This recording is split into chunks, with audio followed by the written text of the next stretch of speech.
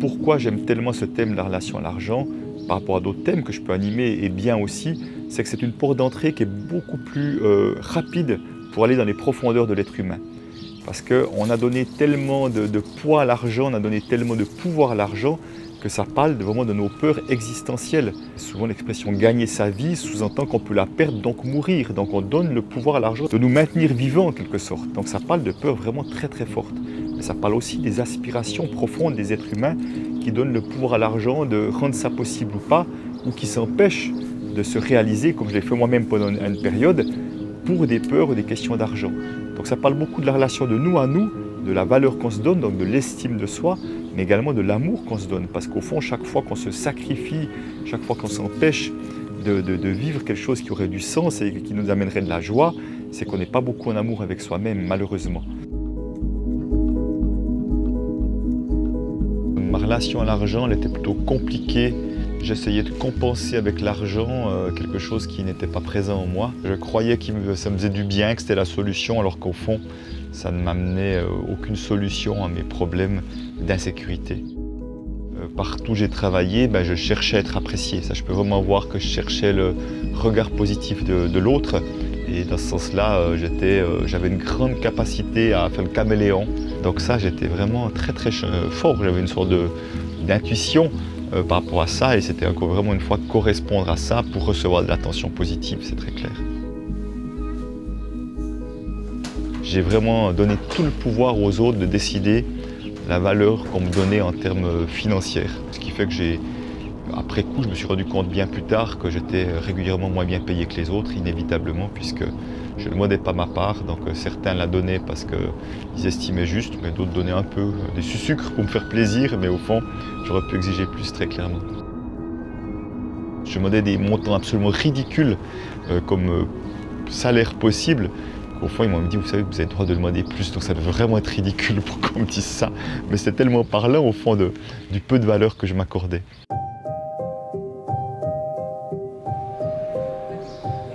Au fond, dans mon métier de conseiller en placement financier, c'est un peu le paradoxe, c'est que j'avais affaire à des clients qui avaient quand même passablement d'argent, c'était au moins des centaines de mille, voire 1 million. Et puis moi, de mon côté, je gérais mon budget qui n'avait juste rien à voir du tout. Donc il y avait comme une sorte d'immense décalage entre mon quotidien professionnel et mon quotidien à la famille en quelque sorte. Alors, en fait, moi je mettais beaucoup de contrôle au niveau financier. J'avais un compte qui s'appelait Réserve dans lequel je faisais des cases de tout ce qui pourrait bien nous arriver. C'était des appareils dentaires des enfants parce que c'est pas remboursé en Suisse ou peu remboursé. C'était les franchises d'assurance, d'un coup il y avait un accident de voiture, il faut payer les 2000 premiers francs. Après c'est les franchises d'assurance maladie accident, on doit aussi payer certains montants. Donc je calculais tout ce qui pouvait arriver et chaque fois je mettais des cases. Donc il y avait des montants bloqués comme assez conséquents, ça pouvait être quelques dizaines de milliers de francs parfois.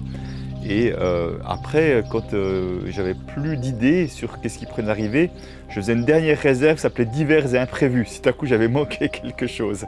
Et c'est là que quand de temps en temps notre compte courant était dans le rouge, que je sonnais le tocsin à la maison, ça va plus, on dépense trop, et que Anne-Chantal me demandait, mais amène-moi les comptes, et elle dit, mais c'est quoi, c'est 35 000. Je dis, ça tu fais comme si ça n'existait pas. Tout ça a une répartition très précise. La réalité, on est moins 300 sur le compte. Ça, c'est la réalité et le problème, il est là. C'était pas cloisonné et l'argent était là. Donc, on pouvait l'utiliser quand on en avait besoin. Mais pour lui, c'était vraiment d'accumuler de l'argent pour se sécuriser quelque part. En fait, pour moi, il a eu une gestion, il le dit lui-même, hein, et c'était un écureuil. Moi, ça m'a permis d'être détendue avec l'argent, en fait. Comme si lui, il était un garant, il faisait barrage à mes propres peurs pendant des années, qui se sont réveillés au moment où il a décidé de devenir indépendant. Mais j'ai pas été beaucoup creusée derrière ces peurs. Par contre, quand j'ai fait le choix de devenir indépendante et que j'ai commencé ce travail d'indépendante, alors là, il y a beaucoup de choses qui sont remontées en lien, particulièrement en lien avec des loyautés familiales. Oui. Le jour où j'entends mon fils Joël dire de moi que je suis un radin et que ni son frère ni sa sœur ne me défendent, et pire, mon épouse ne dit rien non plus, alors, un, j'ai compris qu'il y avait un fond de vérité quand même, et puis deux, surtout, j'ai eu comme un réflexe vraiment instantané de me dire peut-être que s'il me voit comme pas assez généreux à son goût, il pense que je ne l'aime pas. Et ça, c'était une pensée insupportable pour moi.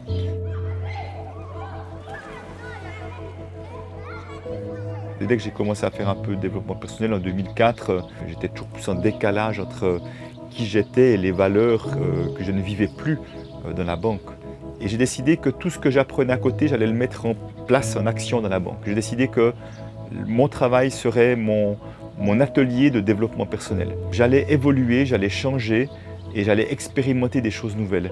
La banque est devenue un terrain d'expérimentation, un terrain où j'apprenais à accueillir mes peurs, à les libérer, à mettre de la conscience sur ce qui se jouait dans les relations de moi à moi, de moi à mes collègues.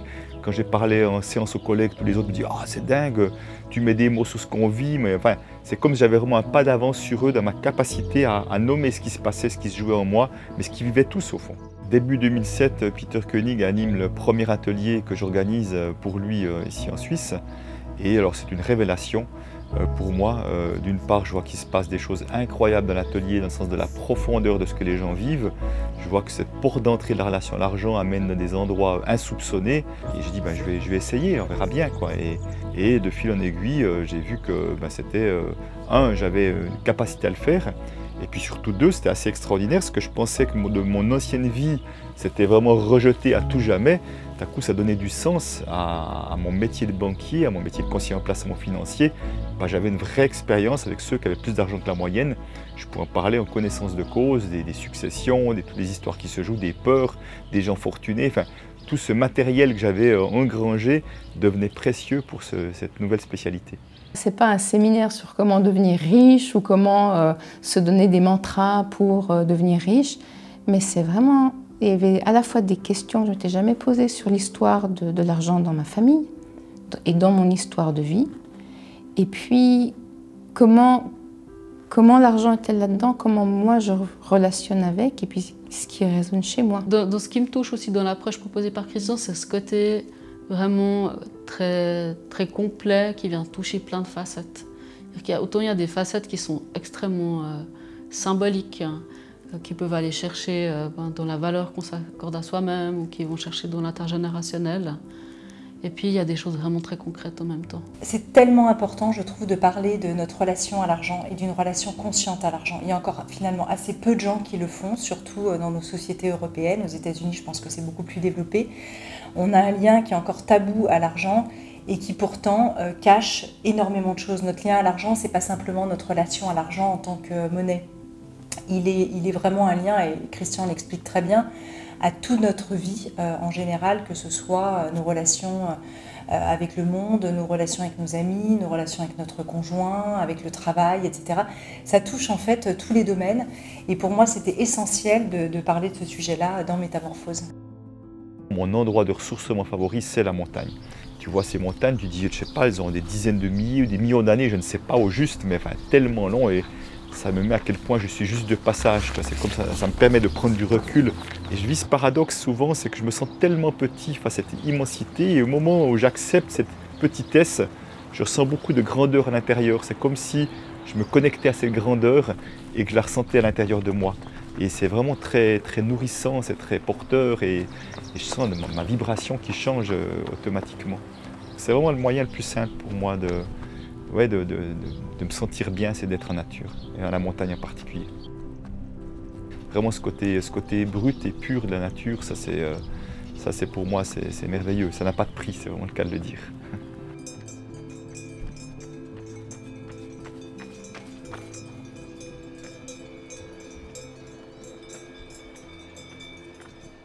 Je pense qu'avec Anne-Chantal, ce qui fait en partie, en tout cas, la fluidité dans notre couple, c'est qu'on a justement des intérêts communs.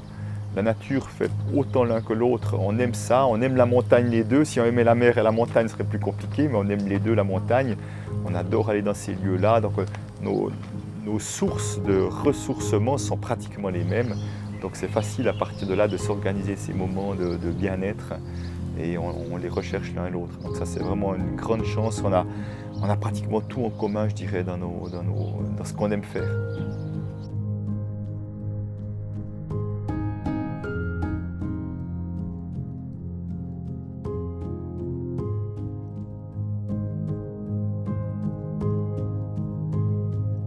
Les questions que j'aime bien poser à mes clients potentiels, c'est est-ce qu'au fond, vous donnez le pouvoir à l'argent de vous empêcher de vous déployer? Et si c'est le cas, c'est un gâchis énorme. Chaque fois que vous ne donnez pas le meilleur de vous-même, la société entière est orphelin de ce que nous ne donnons pas.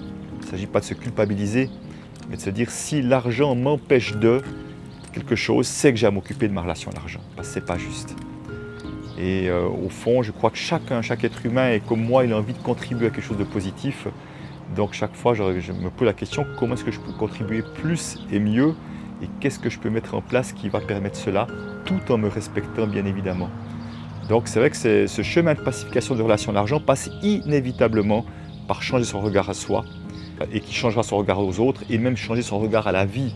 Je parle beaucoup de cette notion de confiance en la vie, comment on peut s'abandonner à la vie, savoir qu'il y aura toujours ce qu'il faut, plutôt que vouloir mettre du contrôle et penser qu'on doit se débrouiller tout seul, qu'on peut compter que sur soi. Ça, c'est très anxiogène. Donc c'est vraiment comment on peut s'ouvrir à quelque chose de plus grand.